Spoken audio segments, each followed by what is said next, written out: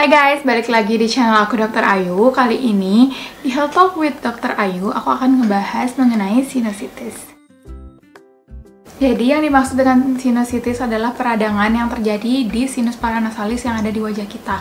Di sini aku mau insert gambar. Seperti yang teman-teman bisa lihat di gambar sebelah, kita memiliki 4 sinus paranasalis, yaitu yang pertama sinus frontalis, sinus ethmoidalis, sinus sphenoid, dan sinus maxillaris.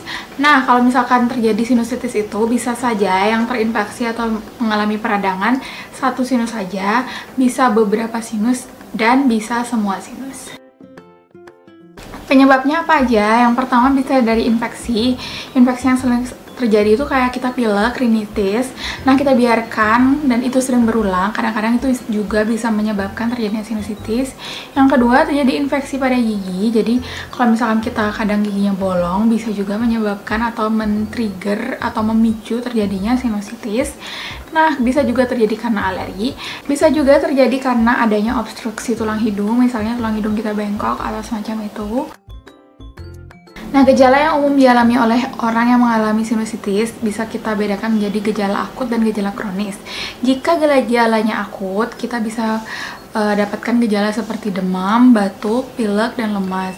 Nah, untuk yang kronis atau berulang, biasanya gejala yang ditimbulkan atau gejala yang dikeluhkan pasien adalah pasien mengalami pilek dengan ingus kental.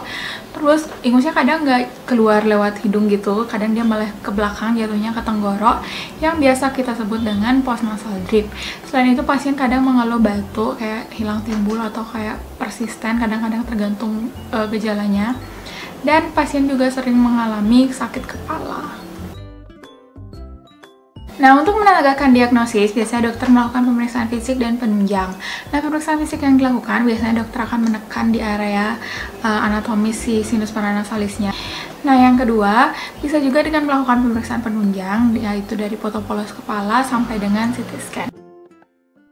Nah, untuk pasien yang mengalami gejala sinusitis, bila gejalanya akut, dokter akan memberikan resep atau obat berupa antibiotik, kemudian dekongestan, dan obat untuk menyembuhkan atau menghilangkan gejala lainnya. Misalkan ada mengalami batuk, akan diberikan mukolitik, dan lain sebagainya.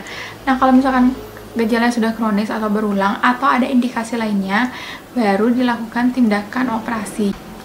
Nah, kalau misalkan selain terapi obat-obatan atau operasi, kalian bisa juga mencoba untuk yang namanya cuci hidung. Cuman aku nggak akan bahas cuci hidung di video kali ini. Kalian boleh coba googling atau aku akan buat video mengenai cuci hidung di next Health Talk with Dr. Ayu. Tips yang bisa aku kasih untuk kalian yang mengalami sinusitis, kalian jangan sampai pilek lama, jangan sampai batuk lama, dan jangan lupa langsung berobat ke dokter kalau kalian memang udah punya riwayat sinusitis dan sering mengalami batuk pilek, karena lebih baik kalian obatin daripada lebih banyak sinus yang tersumbat atau gejala sinusnya malah jadi tambah berat. Makasih banyak buat kalian yang udah nonton video aku harap video ini bermanfaat buat teman-teman semua. Kalau misalkan teman-teman masih ada pertanyaan lain, boleh banget tanya di komen box di bawah. Atau kalau aku balasnya lambat, tolong dimaafin. Kalian boleh DM aku di @ayudamayanti Instagram. Dan aku akan lebih cepat balas dari sana. So, makasih banyak buat kalian yang udah ngeluangin waktunya buat nonton video aku. See you on my next one.